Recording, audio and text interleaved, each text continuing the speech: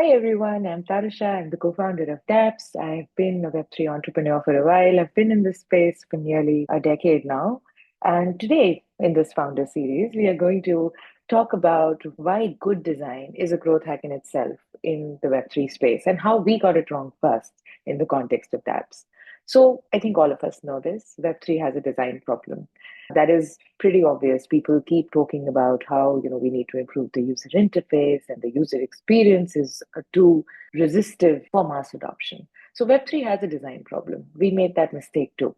Here's kind of what we learned. So let's be honest, Web3 is full of bad user interface and worse user experience. When we launched apps, we underestimated how much good design matters. We thought our tech is solid, our idea is new, people will get it. This seems to be like a simple design. We were wrong. What we learned was people don't like exploring confusing platforms.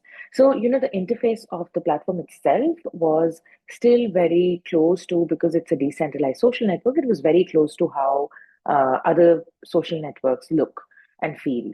But the landing page itself was very confusing. So people don't like exploring, confusing platforms or confusing landing pages. They get lost and they shut it or they bookmark it for later. If your users don't understand what your product does in, say, 3 seconds, they leave. And this is like actually backed by data. We had installed heat maps and whatnot and understood our user behavior before they were like logging off. We buried the key features behind complexity. That is to say, we talked about the features, but in a complex way. We just talked about the features, not so much the pain point. So turns out, clarity really equals to traction. So design is trust, right? In Web3, scams are common. If your user interface feels half-baked or janky in any way, users assume the product is too. We learned this the hard way. The landing page where we were collecting emails initially was very different from what it looks like right now. And it had too much information. It was overwhelming, to any new user who was landing there. So that is a problem. You need to simplify it and make it very understandable for anybody who lands on your landing page, not just degens and Web3 native. The third thing that we kind of realized, which I've kind of touched upon already, that you're not designing for crypto natives only, right? We realized the language, visuals, and flows. We just assumed that the degens and Web3 natives are going to land here and they will understand what we are building with our bonding curve or the tipping mechanic, IPFS technology that we are using. We realized that all of this, first of all, your user doesn't care about what swanky new technology you're using.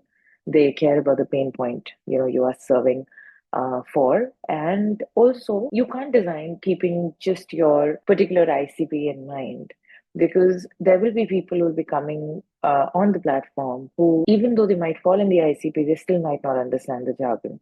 So now we say design, we design for your cousin, not so much for your co-founder or your peers. Then the fourth thing was design is marketing. A well-designed product screenshots very well, right? You can add it to your pitch deck, product videos around it. It gets shared. It makes your feature updates tweet worthy. Design drives storytelling, and storytelling drives growth.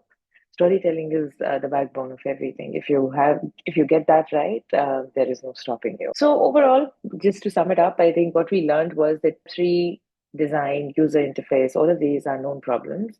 Even though we knew of them on the surface level, we still did not design keeping that in mind. We thought that, okay, these are natives are going to come on the platform, they will understand. But even the best Web3 natives might not understand your jargon.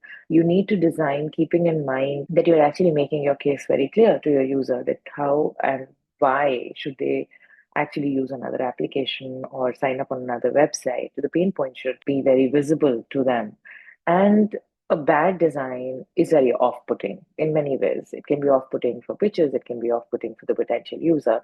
So just design with simplicity, keeping it a little minimalist, perhaps, making sure that you remove resistance wherever possible.